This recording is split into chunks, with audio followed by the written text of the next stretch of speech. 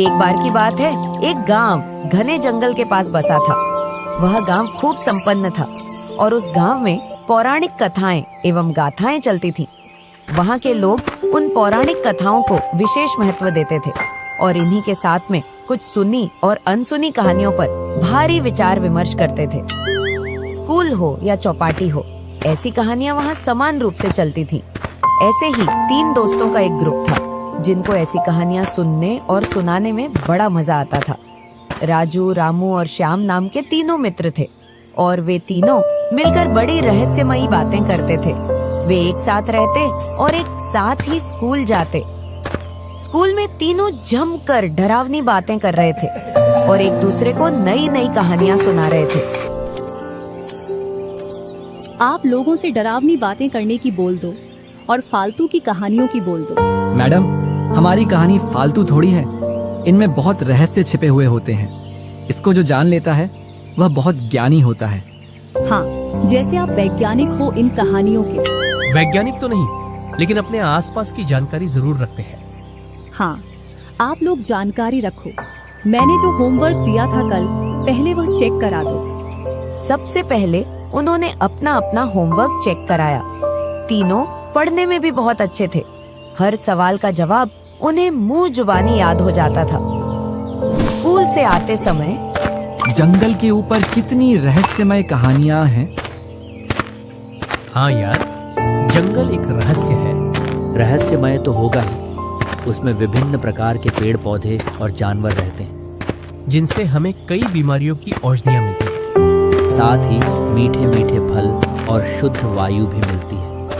हमारा जंगल रहस्य के साथ साथ एक वरदान भी है जो हमें वायु, पानी, धरातल आदि की शुद्धता देता है और कहीं घरेलू संसाधन भी। ऐसा सोचते बोलते बोलते वे अपने घरों तक पहुंच जाते हैं। घर जाकर बोलते हैं, आज का स्कूल बहुत अच्छा रहा। पापा, क्या यह जंगल हमारे लिए वरदान है? ऐसा मेरे दोस्त बोल रहे थे। हाँ बेटा, जब भी हमें जंगल से संबंधित किसी भी संसाधन की जरूरत पड़ती है तो हम जल्दी जाकर वहां से ले आते हैं और जंगल हमें मना भी नहीं करता। वह बाहर देखता है तो चौपाटी पर बाबा बैठे होते हैं और उनके सामने कई सारे लोग और उसके मित्र बैठे होते हैं। वह भी वहां चला जाता है।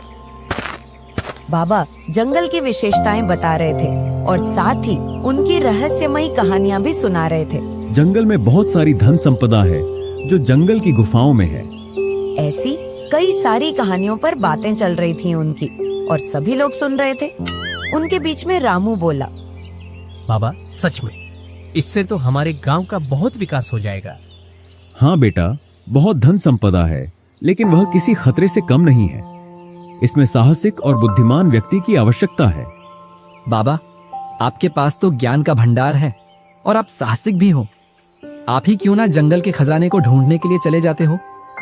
बेटा, तुम्हारा कहना भी सही है। मैं यह कर लेता, लेकिन यह मेरा बुढ़ापा अब ज्यादा काम की अनुमति नहीं देता।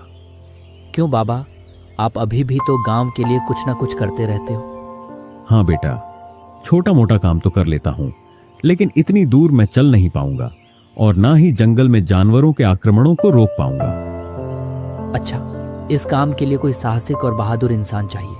हाँ बेटा, चलो ये बातें तो चलती रहेंगी।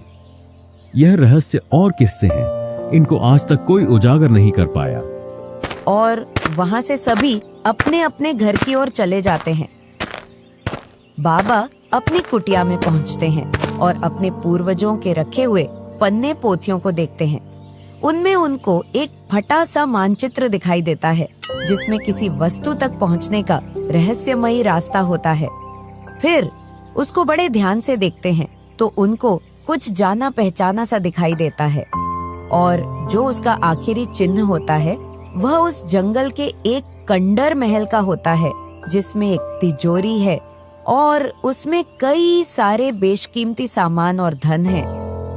बाबा ने सोचा, इसके लिए क्यों न प्रतियोगिता रखी जाए जिससे यह मालूम चल जाएगा कि कौन व्यक्ति इसके लिए सही रहेगा। गांव में चौपाटी पर सभी को बुलाया गया और सभी से कहा गया, जो व्यक्ति मेरी कहानियों का सही सही जवाब देगा उसके लिए मैं एक मानचित्र दूंगा जो एक रहस्यमय खजाने तक लेकर जाएगा। सभी बाबा की बात मान लेते हैं और रामू, राजू और श्याम तीनों अपना एक ग्रुप बनाते हैं। ऐसी कौन सी चीज है जिसके पैर नहीं है, फिर भी वह चढ़ती भी है और उतरती भी है? सभी सोच में पड़ जाते हैं। नशा। बहुत अच्छे बेटा। चलो अब मेरे दूसरे सवाल का जवाब दो। ऐसी कौन सी चीज है जो पानी पीते ही मर जाती है? प्यास। सभी लोग उनके जवाबों को सुनकर दंग रह गए और सभी गांववासियों ने यह निर्णय लिया कि यही तीनों बच्चे उस रहस्यमयी खजाने को ढूंढने जाएंगे। हमारा भी यही निर्णय है। हम सभी इस निर्णय का पालन करते हैं और कुछ समय में उनकी तैयारी करके जल्द ही इन बच्चों को जंगल के लिए रवाना करेंगे। बाबा सभी बच्चों को अपनी कुटिया पर बुलाते हैं और उनको समझाते हैं। देखो, आप लोग जंगल में तो जा रहे हो, लेकिन वहां आपको हर प्रकार की सावधानी रखनी पड़ेगी। हाँ बाबा, हम सावधानी रखेंगे। हमें और किन किन चीज़ों से ज़्यादा सावधान रहना है वह भी बताइए। आपको खासकर वहां के जानवरों से सावधान रहना है। साथ ही आपको कुछ पेड़ों से भी सावधान रहना है जो कुछ जहरीले होते हैं। हाँ बाबा, रखेंगे सावधानी। देखो बच्चों, यह है मानचित्र। इसको बड़ी सावधानी से रखना है क्योंकि यह बहुत पुराना है और हालत भी खराब है इसकी। हाँ बाबा, लेकिन इसमें बहुत सारे बिंदु बन रहे हैं। इनका क्या मतलब है? यही तो आपकी परीक्षाओं के मुख्य बिंदु रहेंगे। जिस प्रकार हम लोगों ने प्रतियोगिता रखी थी, उसी प्रकार के कुछ सवाल आपसे पूछे जाएंगे। आपको उनका उत्तर सही सही देना है। इस तरह बाबा की बात सुनकर सभी बच्चे तैयार हो जाते हैं जाने के लिए। सभी बच्चे अपने घर पर चले जाते हैं।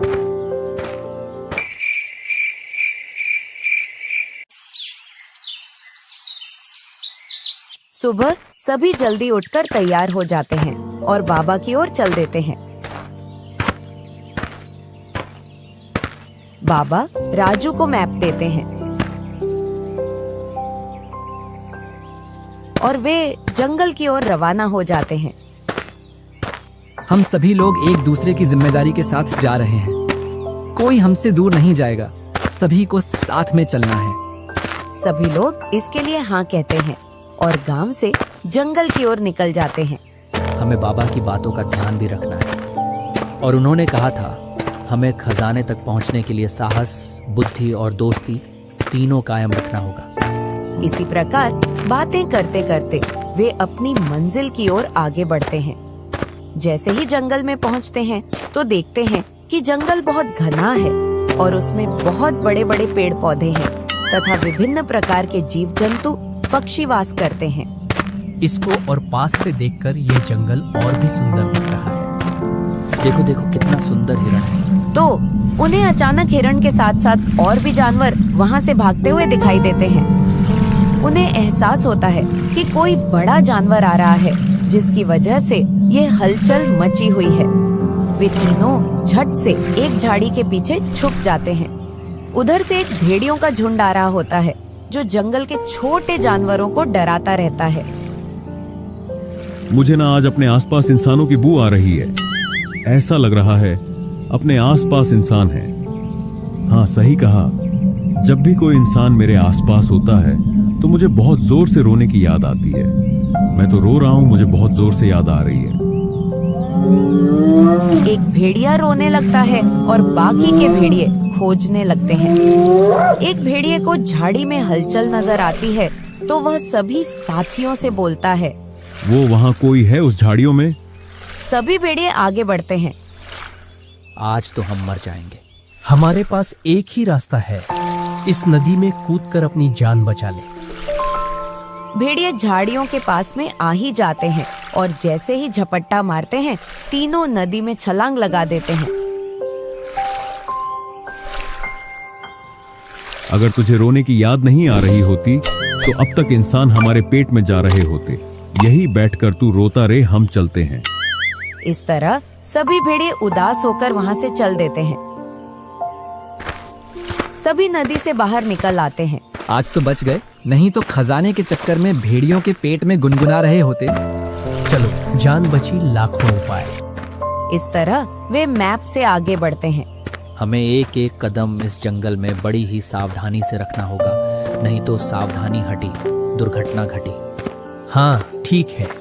और इस तरह वे सभी आगे बढ़ते हैं तो एक डाली पर एक बंदर झूलता हुआ दिखाई देता है और वे बोलते हैं, अरे वाह वाह, मस्त झूल रहा है ये तो।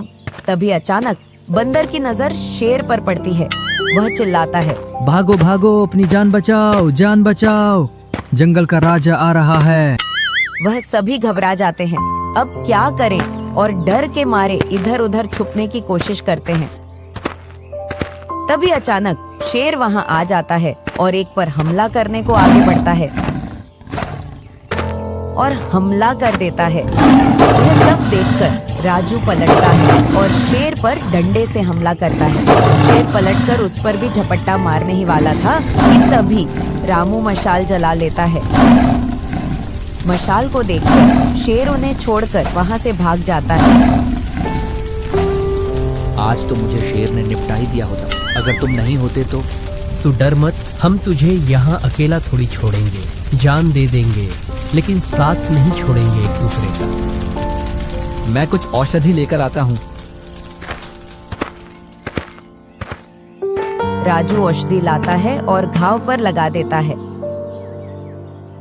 और उन्हें रात भी हो जाती है उसी जंगल में।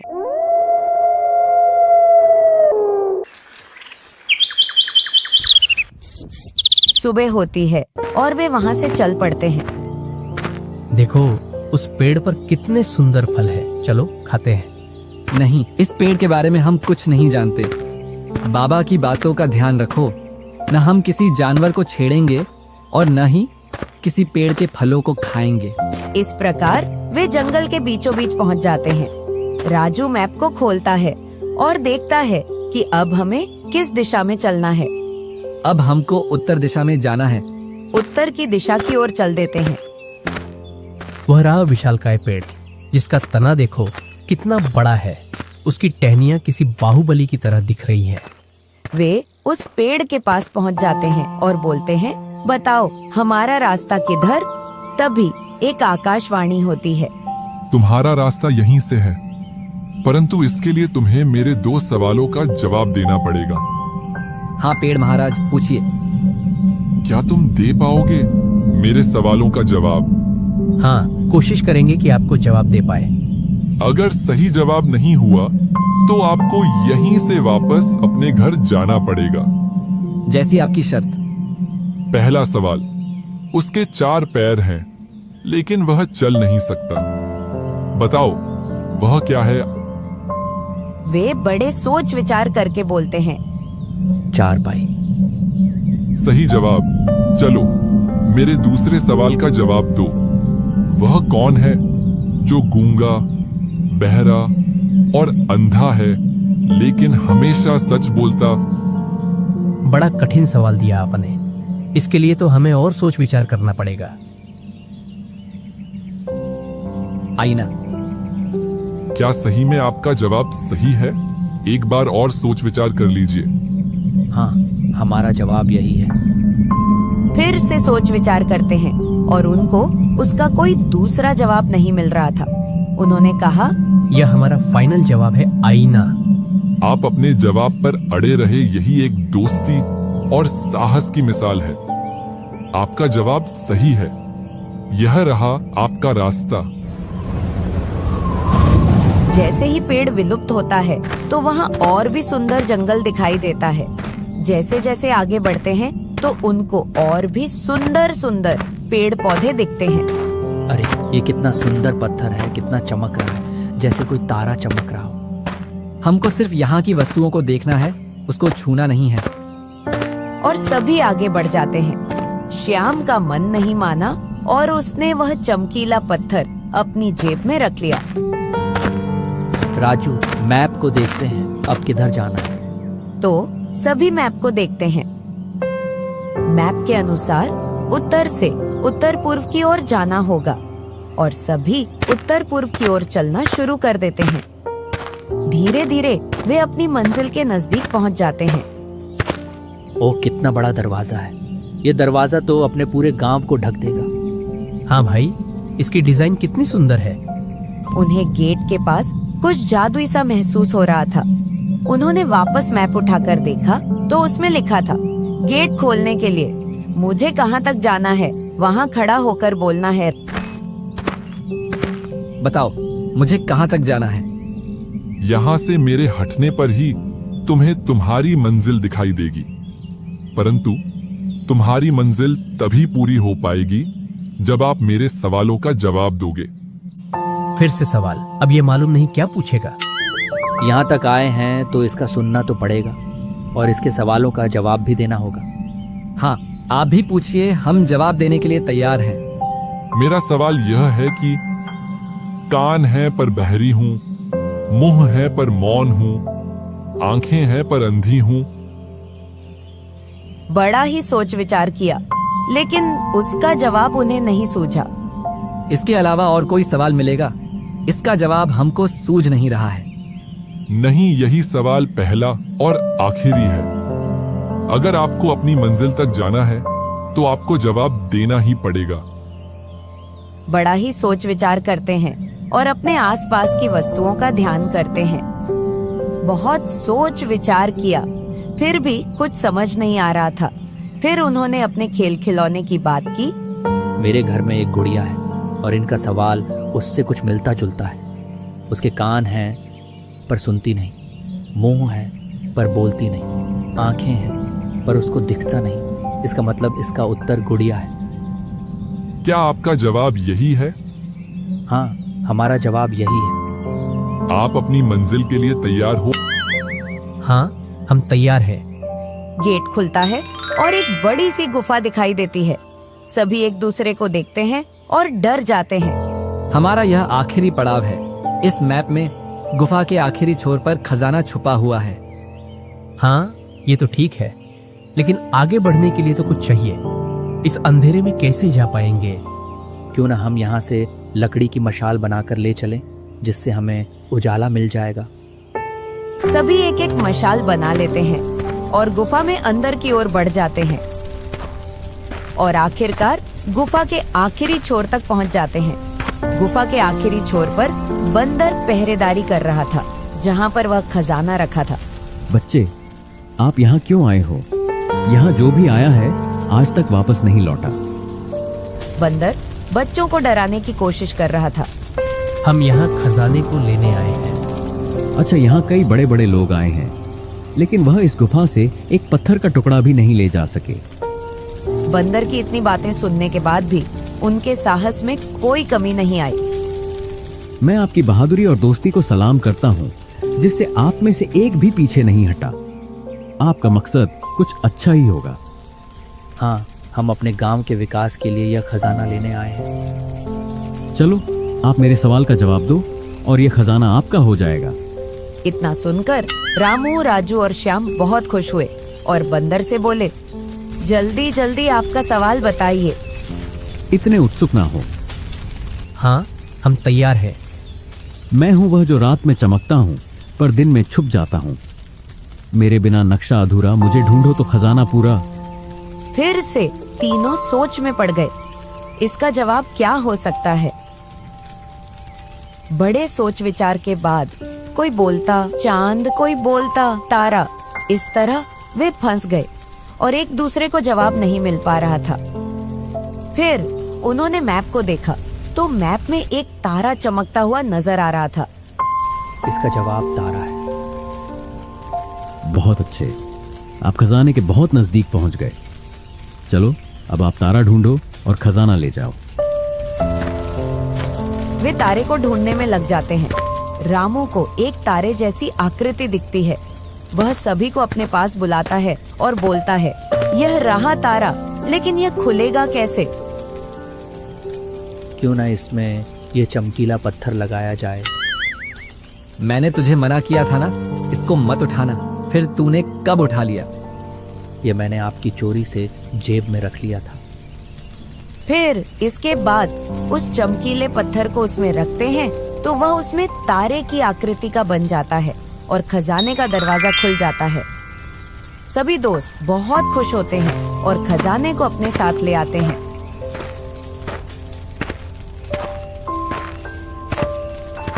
और सभी गांव वाले उनका भव्य स्वागत करते हैं। आपसे एक सवाल पूछूं, अगर श्याम उस चमकीले पत्थर को रामू और राजू से चोरी छुपे अपने साथ नहीं ले जाता तो खजाने का दरवाजा कैसे खुलता?